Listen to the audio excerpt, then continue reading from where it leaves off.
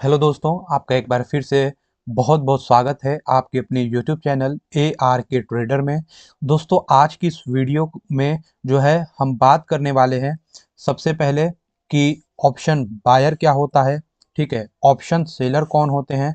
ठीक, उसके बाद हम बात करेंगे कि हमें ऑप्शन बायर बनना चाहिए या फिर हमें ऑप्शन सेलर बनना चाहिए। ठीक, कौन ज़्यादा बेहतर होता है, ऑप्शन बायर बेहतर होता है ज़्यादा, किसमें ज़्यादा पैसा कमाया जा सकता है, कौन सबसे ज़्यादा अच्छा होता है, ऑप्शन बायर बनना अच्छा होता है या फिर ऑप्शन सेलर बनना अच्छा होता है।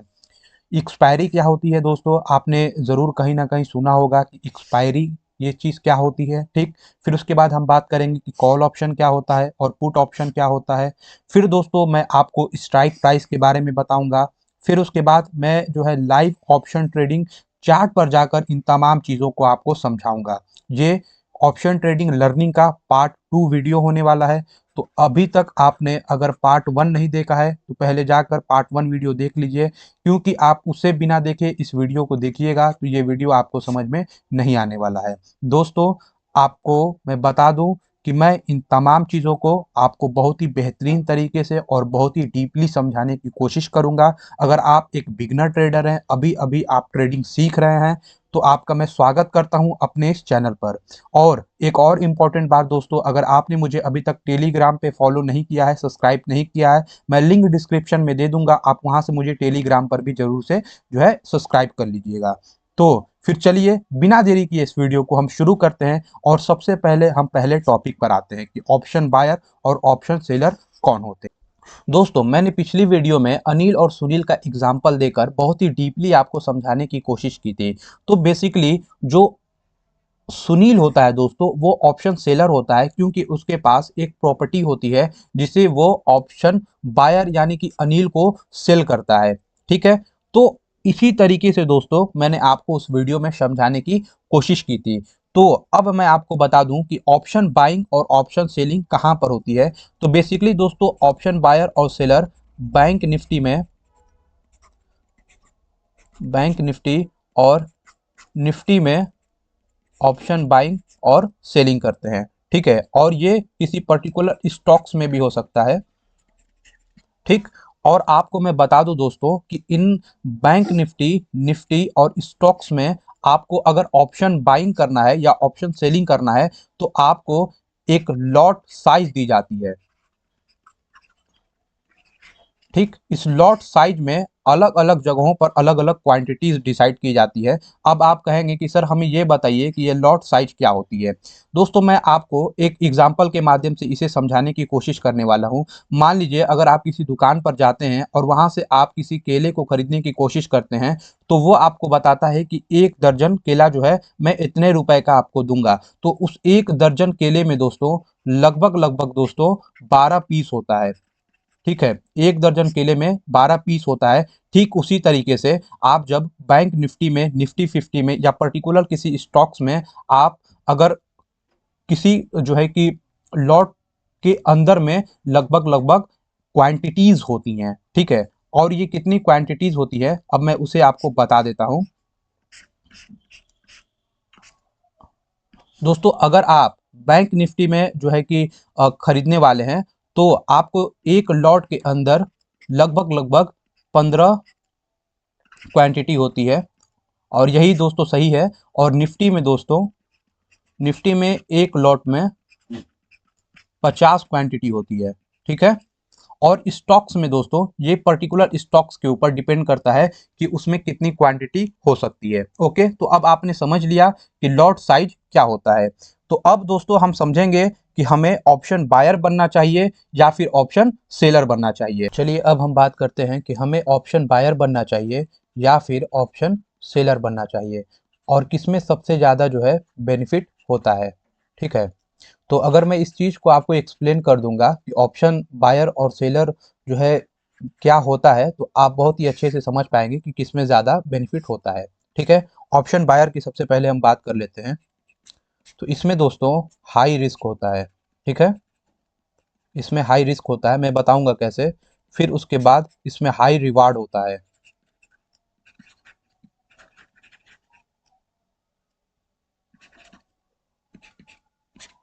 और थर्ड इज कि इसमें दोस्तों मोमेंटम मोमेंटम नाम की भी एक चीज़ होती है, उसे भी मैं बताऊंगा आपको अभी। And fourth is time. ठीक है। और अब हम बात करते हैं ऑप्शन सेलर की। तो इसमें दोस्तों लो रिस्क होता है और गुड रिवार्ड होता है। ठीक। और उसके बाद दोस्तों इसमें भी टाइम होता है। तो अब चलिए हम बात करते हैं दोस्तों, अगर आप ऑप्शन बायर बनते हैं तो आपको पता ही होगा कि मार्केट में कितना तेजी से जो है मार्केट नीचे जाती है और कितनी तेजी से मार्केट ऊपर जाती है। तो इसमें बहुत ज्यादा हाई रिस्क होता है। ठीक है, अगर आप ऑप्शन बायर बनते हैं तो।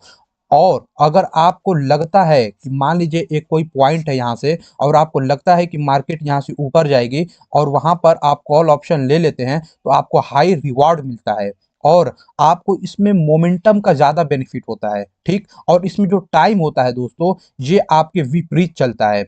ये जो टाइम होता है, इसमें टाइम का बहुत ज्यादा जो है कि ध्यान रखना पड़ता है। मैं आपको बताऊंगा कि कैसे टाइम जो है पैसा खाता है। अब मान लीजिए कि पर्टिकुलर कोई स्टॉक, या मान लीजिए निफ्टी 50 है।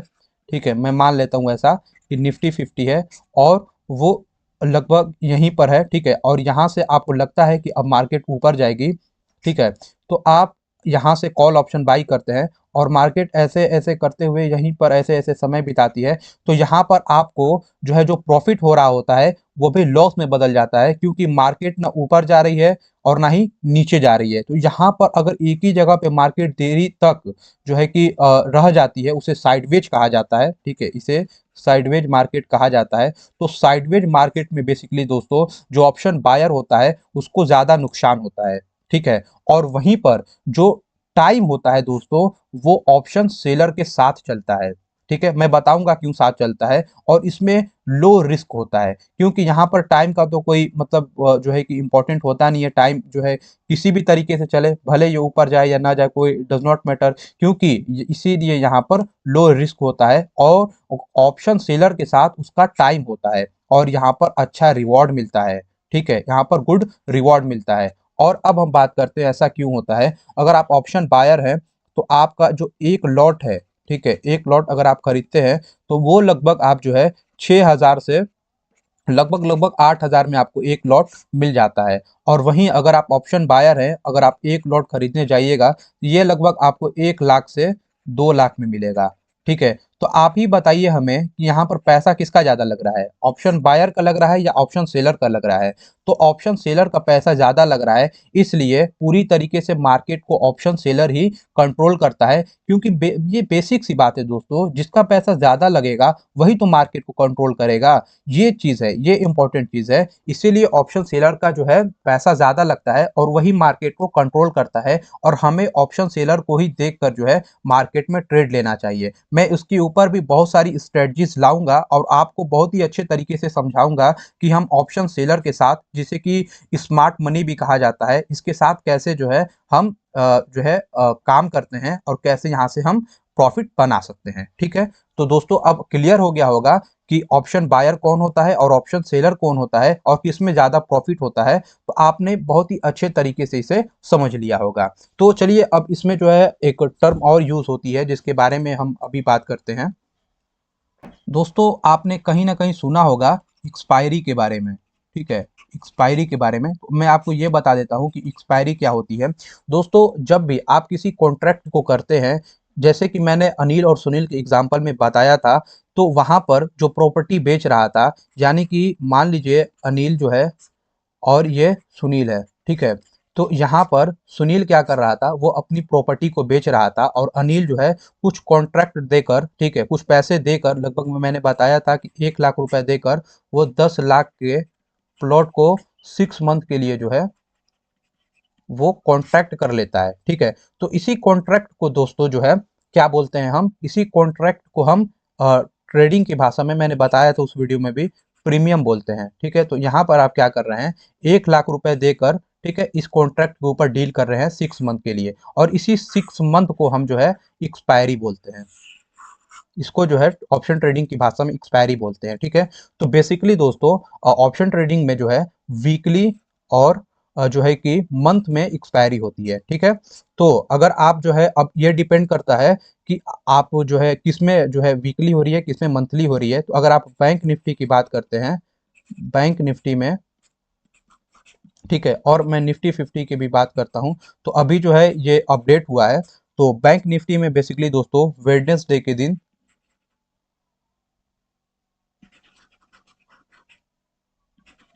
वेडनेसडे के दिन जो है दोस्तों वो एक्सपायरी होती है। ठीक है, और जो निफ्टी 50 होती है इसमें दोस्तों थर्सडे के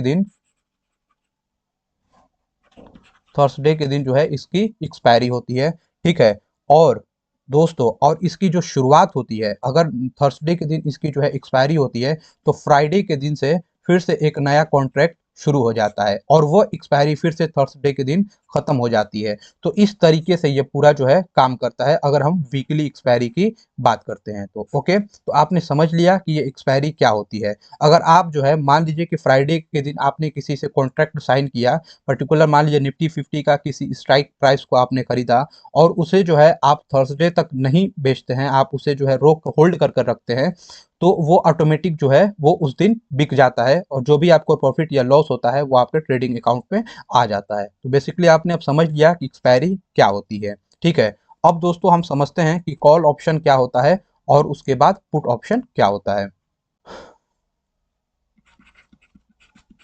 मैं यहाँ पर आपको निफ्टी का ही एग्जांपल लेता हूँ। अब मान लीजिए दोस्तों कि ये कोई जो है स्टॉक्स है, अरे निफ्टी है, ठीक है निफ्टी है। अब यहाँ से लगता है कि मार्केट जो है ऊपर जाएगा, तो आप यहाँ पर कॉल ऑप्शन बाई करते हैं। ठीक है, और अगर आपको लगता है कि मार्केट नीचे जाएगा, तो यहाँ पर आप पुट ऑप्शन बाई करते हैं। ठीक है, और इसे ऑप्शन ट्रेडिंग के भाषा में, अगर मार्केट ऊपर जाता है तो मतलब मार्केट क्या है, वो बुलिश है। ठीक है, इसे बुलिश कहा जाता है। तो जब भी अब मार्केट ऊपर जाएगा तो उसे हम बुलिश कहेंगे, और जब मार्केट नीचे जाती है तो इसे हम बियरिश कहते हैं। ठीक है, इसे हम क्या कहते हैं, बियरिश कहते हैं। तो अब आपने समझ लिया कि कॉल ऑप्शन क्या होता है और पुट ऑप्शन क्या होता है। अगर आपको लगता है कि मार्केट ऊपर जाएगा तो आप कॉल ऑप्शन लेते हैं। ठीक है, और अगर आपको लगता है कि मार्केट नीचे जाएगा तो आप पुट ऑप्शन लेते हैं। और अगर मार्केट ऊपर जा रहा होता है तो उसे बुलिश कहते हैं, और मार्केट नीचे जाता है तो उसे बियरिश कहते हैं। तो आपने समझ लिया कि कॉल ऑप्शन और पुट ऑप्शन क्या होता है। तो बेसिकली दोस्तों अब हम बात करते हैं स्ट्राइक प्राइस की। स्ट्राइक प्राइस क्या होता है। स्ट्राइक प्राइस दोस्तों क्या होता है कि आप किसी भी, ठीक है, किसी भी जो है कि स्ट्राइक प्राइस पर किसी पर्टिकुलर इस जो है कि स्टॉक्स को खरीदते हैं। जैसे मान लीजिए कि 19,700 पे आप किसी जो है कि स्टॉक्स को खरीदते हैं। ठीक है, तो इसी को बेसिकली स्ट्राइक प्राइस कहा जाता है। ठीक है, तो चलिए अब मैं इसे लाइव जो है आपको चार्ट पर चल के दिखाता हूँ। ठीक है,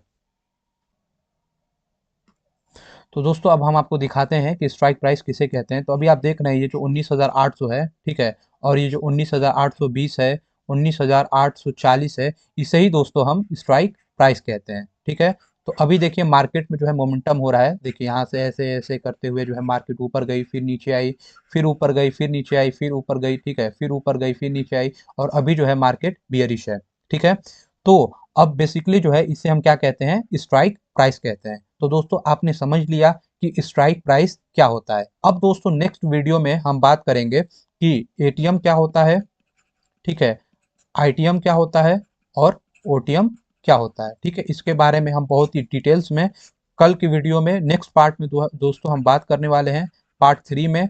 तो अगर आपको ये वीडियो पसंद आया हो तो इस वीडियो को जो है आप लाइक कर दीजिएगा, चैनल को सब्सक्राइब कर दीजिएगा, और कुछ नहीं समझ में आया हो तो मुझे कमेंट में ज़रूर बताइएगा। मैं नेक्स्ट वीडियो में आपको और भी अच्छे तरीके से इसे समझाने की कोशिश करता हूँ।